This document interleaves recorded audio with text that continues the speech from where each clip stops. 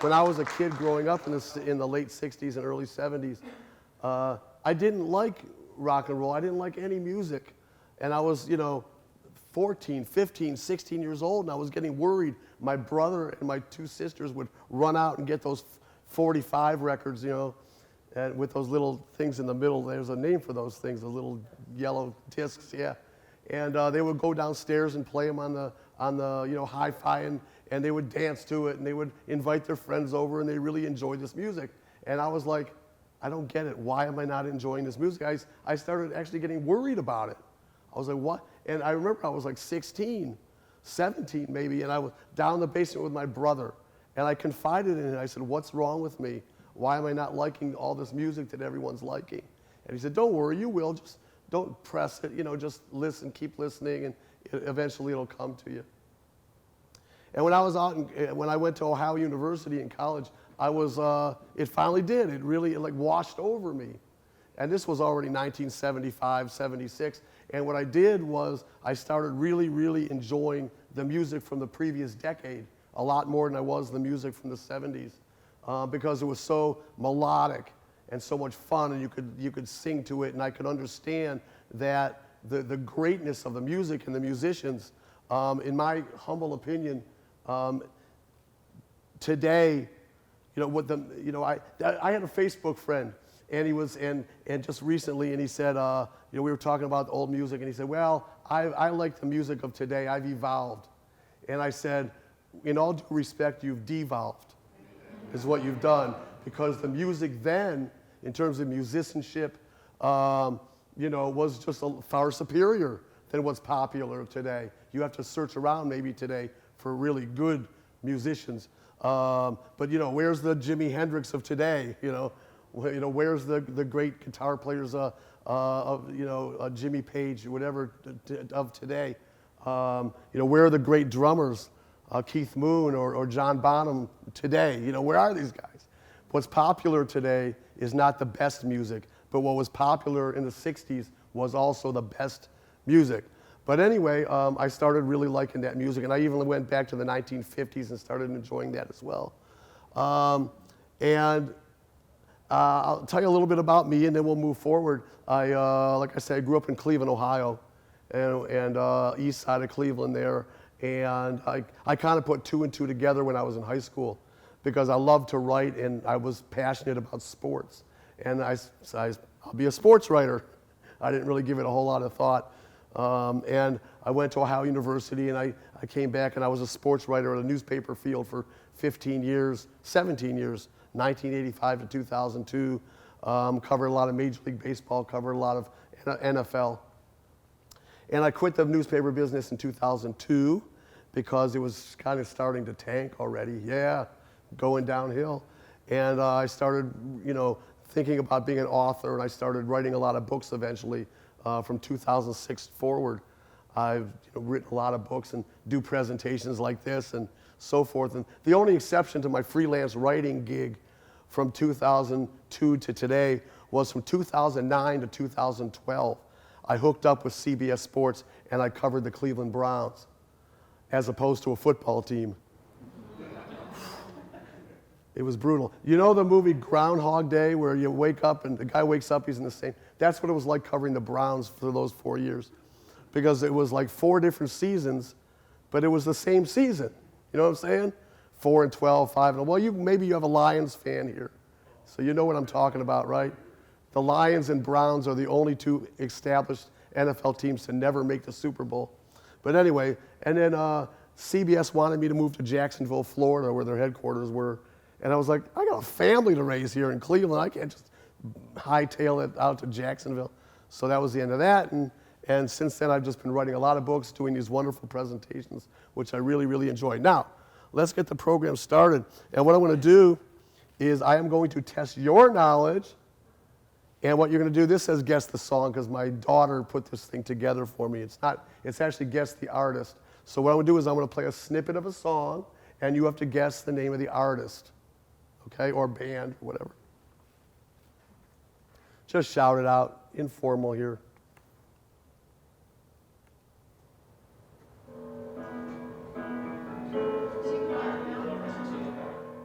Okay, you guys are you're gonna set speed records on this thing or what?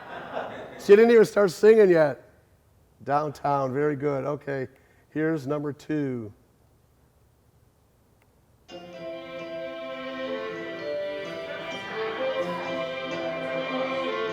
I'll play a little bit of it.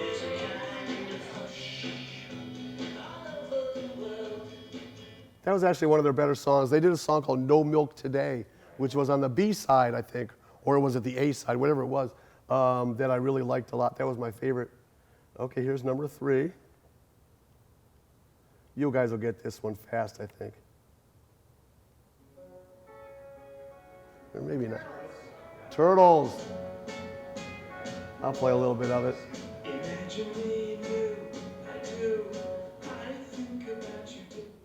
Okay. Sure, why not? The Monkees. This was their first hit. Last Train to Clarksville. Okay, here's the last one. Now this band embraced, unlike a lot of British invasion bands, they didn't embrace the old rock and roll as much as they did rhythm and blues, and they were absolutely wonderful. This song was a gigantic hit.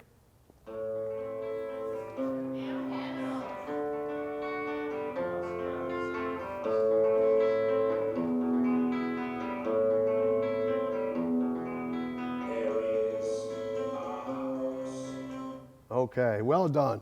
Now, 5 for 5. And you guys, I think you did those 5 faster than anyone I've ever did. You know, I've done this program many times. That was a speed record, no doubt about it. You guys didn't even wait for anyone to sing. Well, it would be not very good of me to start this program with anyone but the Beatles, because they launched the British invasion, of course. And what was great about the Beatles was the way they, and some bands did and some bands didn't, the way they evolved over the years.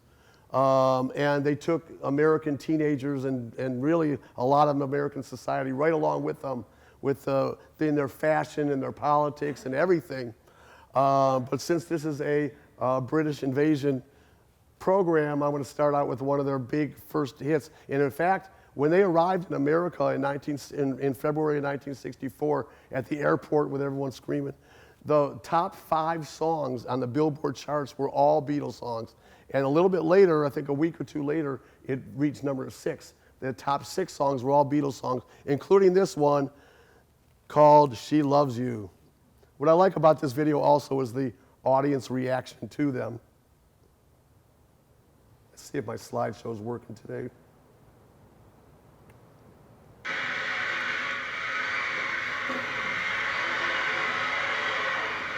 She loves you.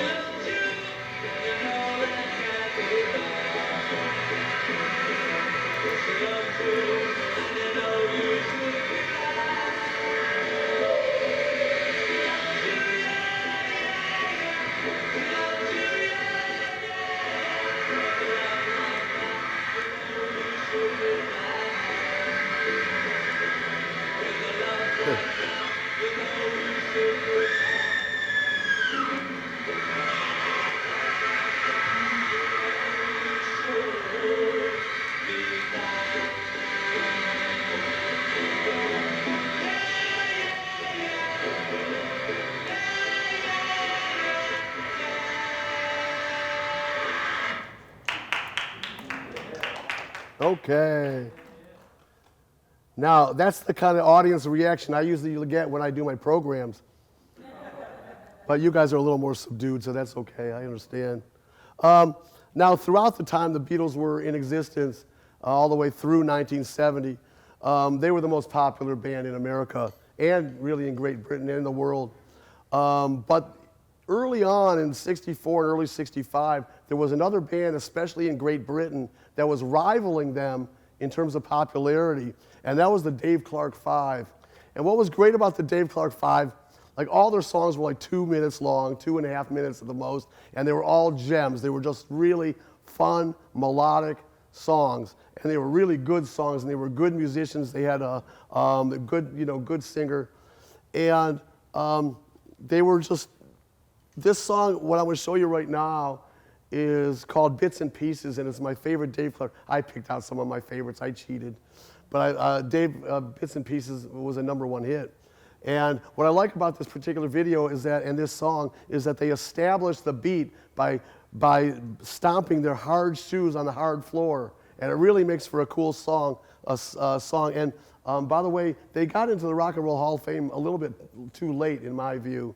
But the man that inducted them was Tom Hanks. Tom Hanks, the actor, really liked them a lot. And so he asked to induct them into the Rock and Roll Hall of Fame. But anyway, this one is Bits and Pieces.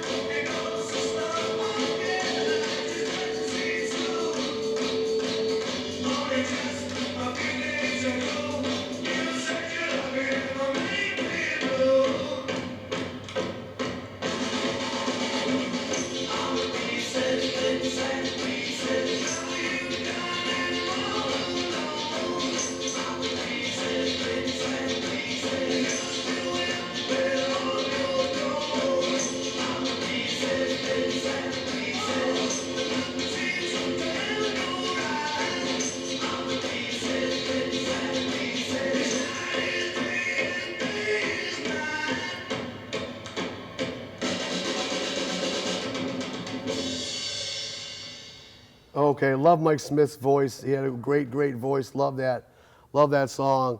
Let me give you your first trivia question. You guys ready? I'm going to start out with a toughie because you guys are good. What Hall of Fame British Invasion band had featured the three of the greatest guitar players ever, one after the other, Eric Clapton, Jeff Beck, and Jimmy Page, and eventually morphed into Led Zeppelin? I get that a lot. Cream was not the right answer, but that's a good. What's that? John Mayoff. No, the Blues Breakers. No, that was with Eric Clapton. The Yardbirds. The Yardbirds. Very good. Okay, that was a tough one. A lot of times I have to give the answer because a lot of times the groups don't get that one right.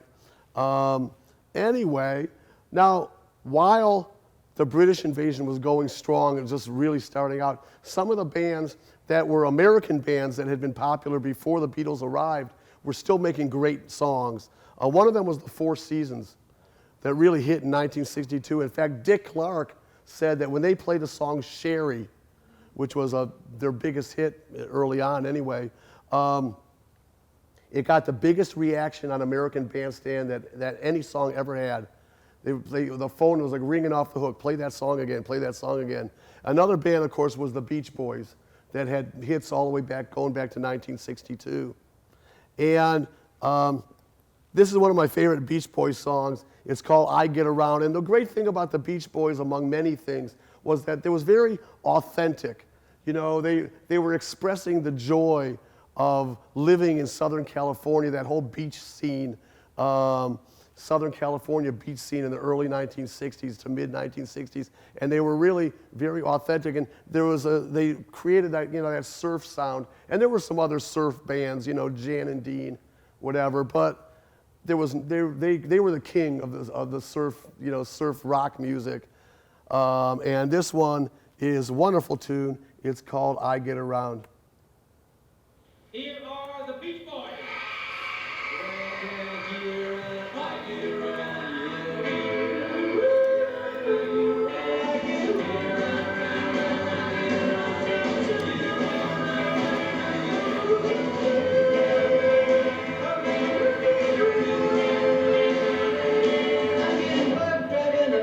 Same old street. I gotta find a new place where the kids are in.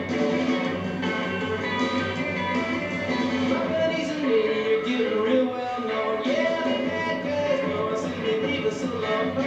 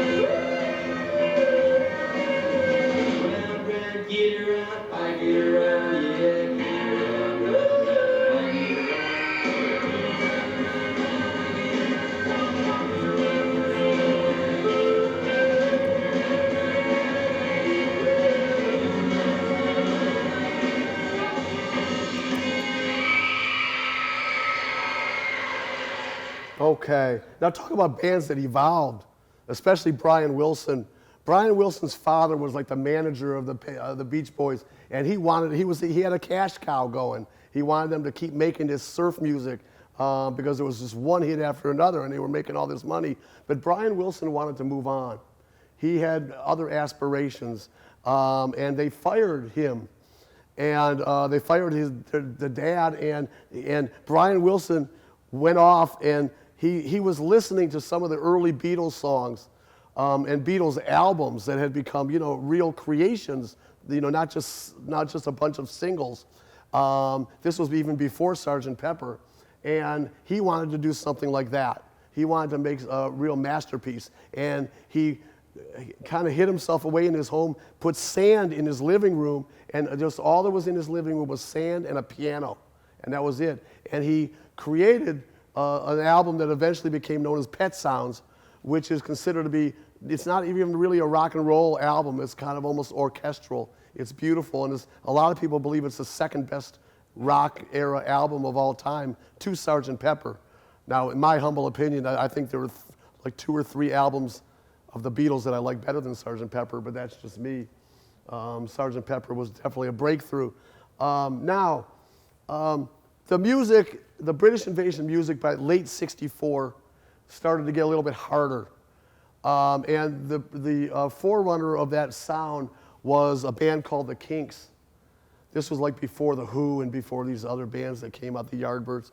The Kinks, they hit with a song called You Really Got Me.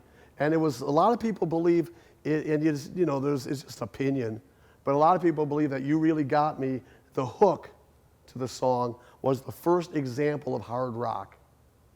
And I kind of agree with that. I think it is the first example of hard rock. The Kinks were crazy. They were absolutely nuts. They used to go to rock concerts where other bands were playing, and they'd sneak behind the speakers and pull the plugs out and stuff.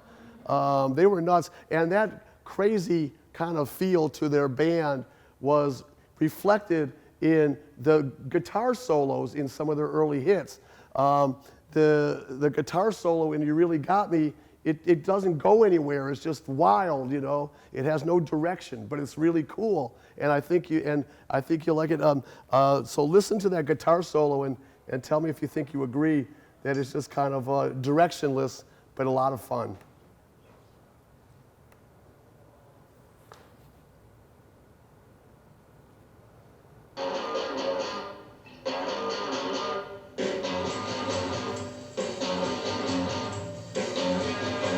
You really got me going. You got me so I don't know what I'm doing. Yeah, you really got me now. You got me so I can't sleep at night.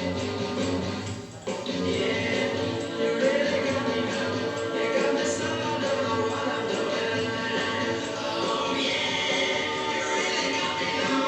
You got me so I can't sleep at night. You really got me. You really got me. You really got me.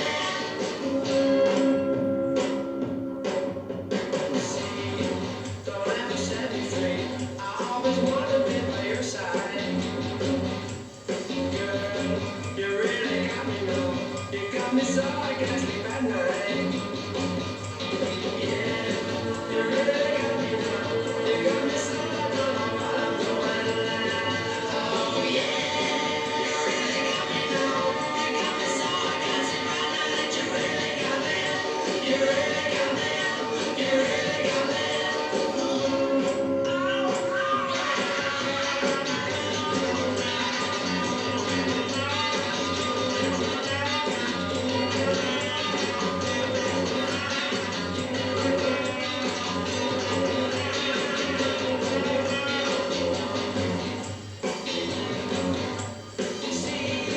Don't ever set me free. I always want to be by your side. Girl, you really got me now. You got me so I can't sleep at night. Yeah, you really got me now. You got me so I don't know what I'm doing. Oh yeah, you really got me now. You got me so I can't sleep at night. You really got me. You really got me. You really got me.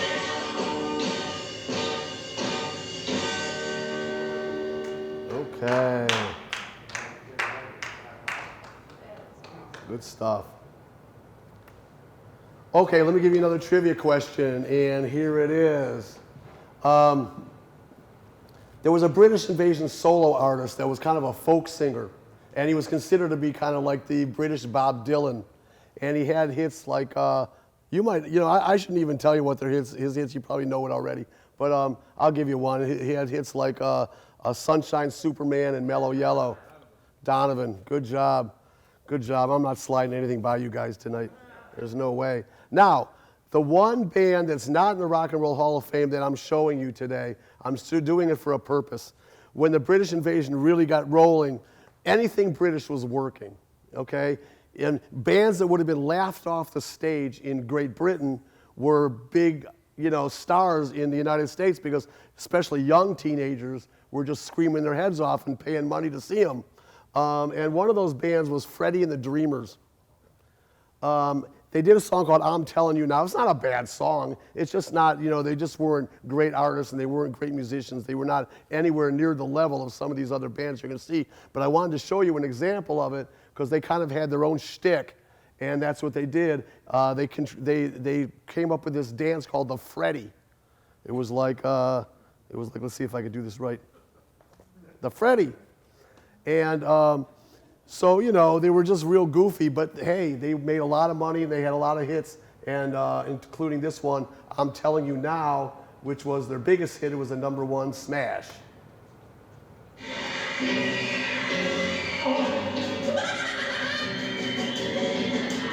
Telling you now, telling you right away, baby.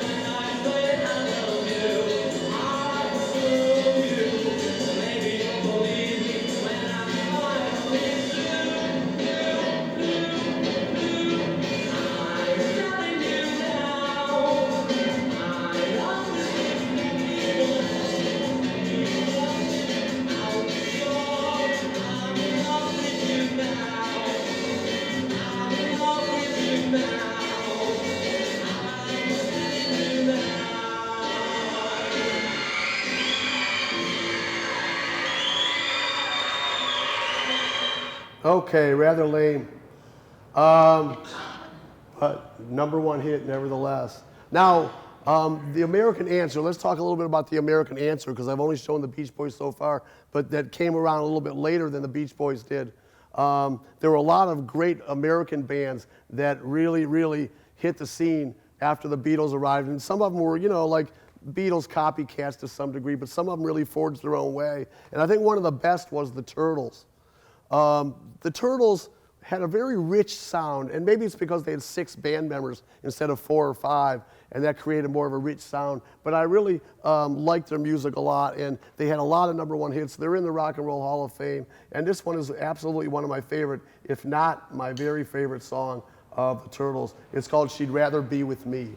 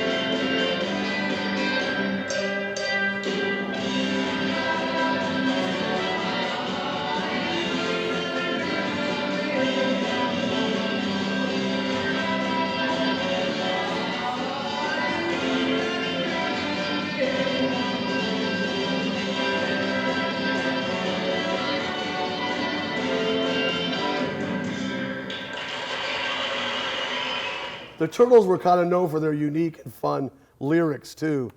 They just threw in stuff. There was a song called Eleanor, which I liked. I liked even when I was a kid, when I wasn't like, because Eleanor was the name of my mother. But anyway, but they said, you know, it talked about my pride and joy, etc. Who puts etc. in a song like that?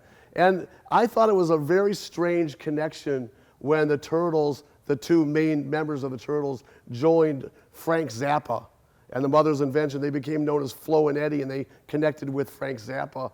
Because I don't know, it was just weird to me. I hated, you know, they were very melodic, and I never liked Frank Zappa very much. My brother used to listen to Frank Zappa a lot. But I never liked him very much because I never thought his stuff was, I thought his stuff was just too weird and not very melodic whatsoever. But anyway, I'm going to give you another trivia question, and here it is. Let's see, which one should I do? I got it. The lead singer of Lovin' Spoonful, an American band, he ended up singing the song. What's that? John Sebastian, Welcome Back, Kotter. You know, next time I'm just going to say the, and you'll say, I got it. You'll give me the right answer. I don't even need to spit out the whole question anymore. Okay, good job. Now, in early 1965, the folk legend Bob Dylan did something very courageous. He was at the Newport Folk Festival, and he did something that was blasphemous. He pulled out an electric guitar, and everyone was aghast when he did that. And he played a song I really like called Maggie's Farm. And after he was over, they almost booed him off the stage. In fact, I think it was Woody Guthrie almost tried to unplug his guitar. And it was a very courageous thing, but what it did is kind of launched a new form, a new genre, folk rock.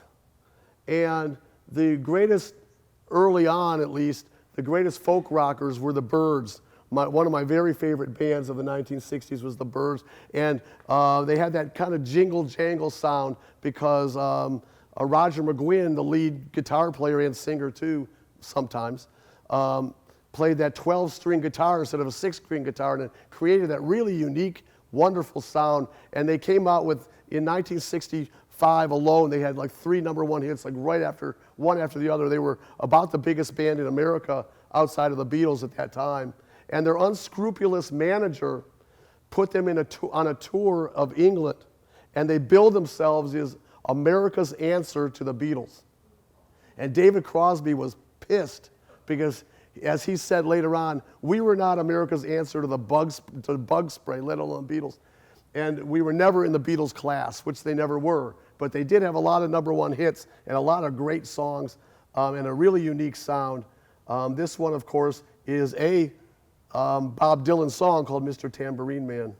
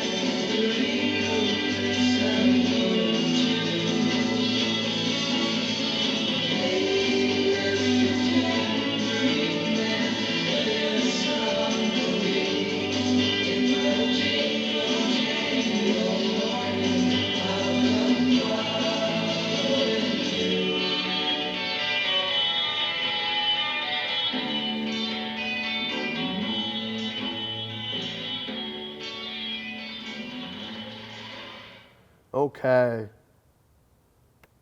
Now, the Byrds started to really fall apart in 67, around there, because they were, one of the reasons was they were completely sick of David Crosby's whole, you know, well, what David Crosby would do is, like, before concerts, which were supposed to be a lot of fun and they wanted to get, you know, the audience involved and get everyone up for the concert, David Crosby would go on some political rant, you know, about the Kennedy assassination or something, and he was a big downer, and they couldn't stand David Crosby after a while, and the band started to fall apart around then.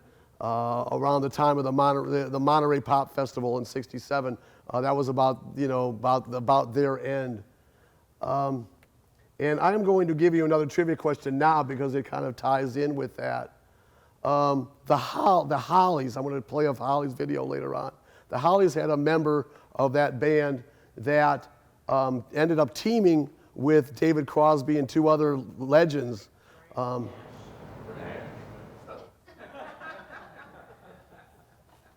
of these times I'm just going to say no, just so I can say no to something. Yes, Graham Nash, very good. Okay. Now another band that had kind of a similar timeline to the Byrds, and they were really kind of noted for folk rock as well, was the Mamas and the Papas. And they came from Greenwich Village, and they ended up in LA. And there was a whole LA sound. The Byrds and the Mamas and Papas were LA bands, as opposed to San Francisco bands, where the whole psychedelic scene was taking hold in about '66, you know. But anyway, the Mamas and Papas. This video is just weird. There is a fire hydrant in this video. Michelle Phillips is eating a banana while they're singing because it's lip synced, and I think she was kind of making a protest to the lip syncing or something. But she's eating a banana. She offers the banana to Mama Cass, and Mama Cass turns it down, probably because there was a huge bruise on it, you can see. And it's just a weird thing, but it's a great song. It's probably their most famous song. It's called California Dreamin'. But this is a really downright strange video.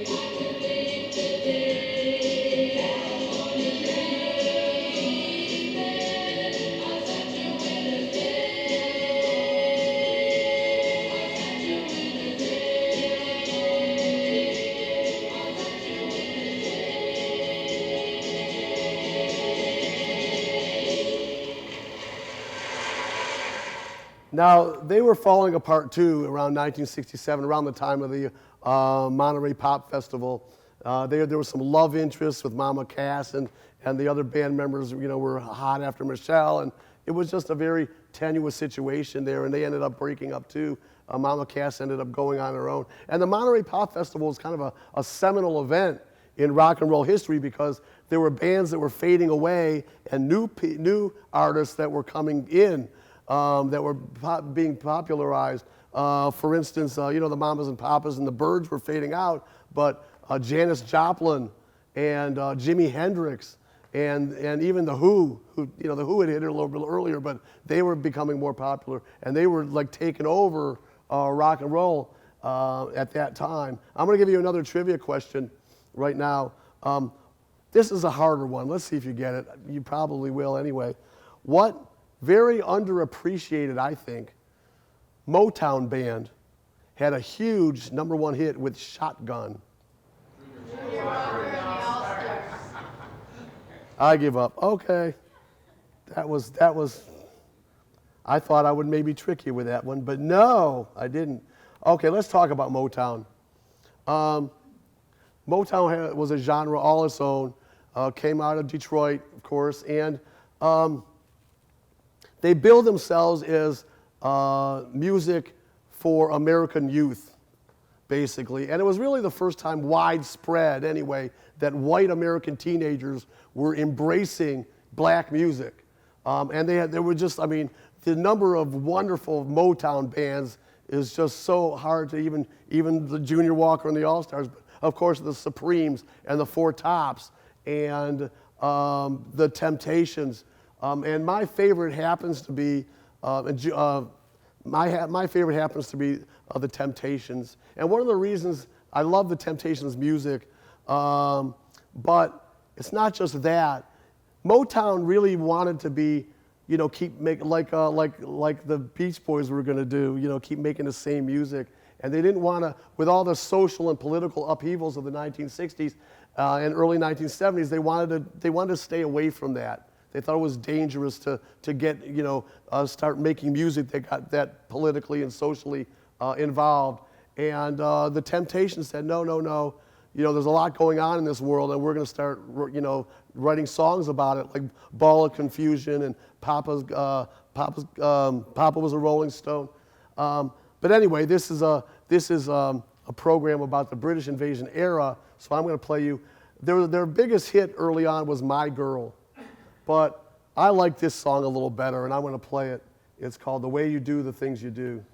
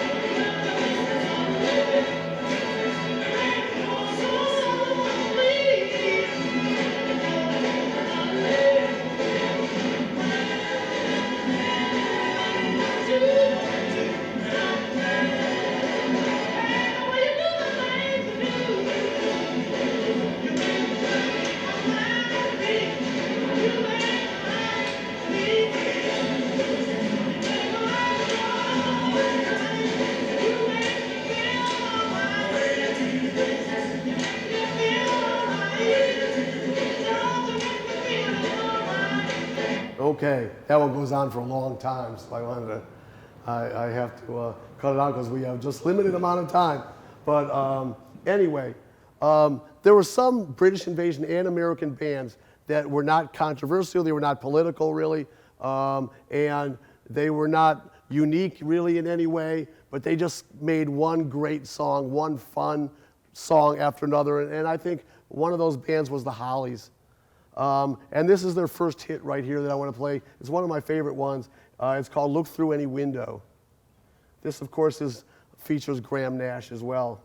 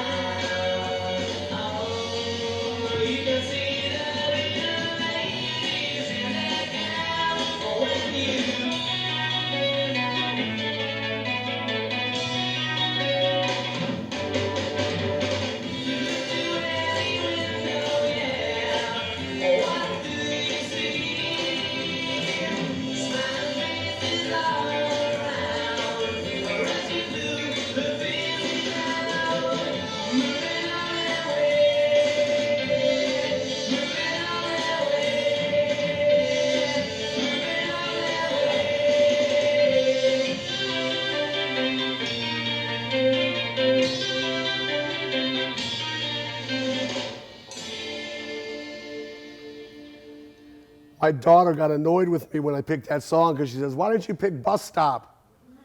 And I said, you know what, there's like 4 or 5 songs I personally like better than Bus Stop. Bus Stop was probably their biggest hit. And then they broke up, but they had, the Hollies continued and had some hits with new members in the 1970s. But anyway, I would be remiss, of course, if I didn't have the Rolling Stones in this program. A lot of people believe the Rolling Stones were the greatest band of all time. I personally think that while the Beatles were together, they were the greatest band of all time, but you can make an argument for the Stones because of their longevity and their wonderful music as well. This song is so cool. Now, there was a guy named Ravi Shankar. He was from India, and he played the sitar. And he taught American and British guitar players how to play the sitar, and they started using it in their own music. The first real example was George Harrison using it in a song called Norwegian Wood. But I think the best one was this song here called Painted Black. It was prominent. But this video is a lot more than just the sitar and this Painted Black. It's also the audience reaction to the Rolling Stones as they keep showing different things. And you'll see that it was a little bit more violent. And back then, like mothers and fathers would be like to their daughters, if Paul McCartney comes to the door, I'll let you go on a date with him. But you're not going out with Keith Richards or Mick Jagger. I won't allow it. They were like the bad boys of rock and roll. And the audience reaction to the Rolling Stones was a little bit more violent. It was a little bit more, hectic. And I really like this video because of that.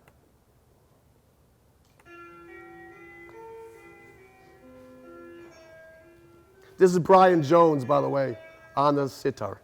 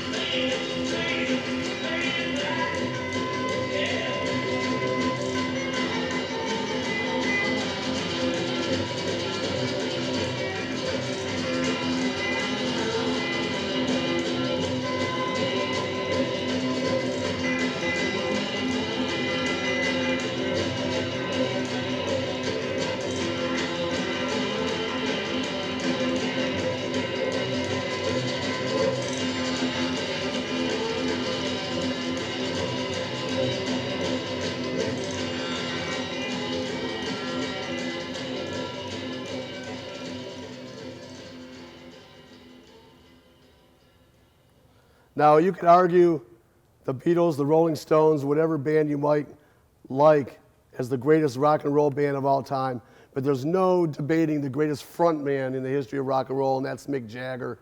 Okay, last trivia question. I'm giving you 6 today instead of 5, which I normally do, because I'm determined to stump you at least to some degree here.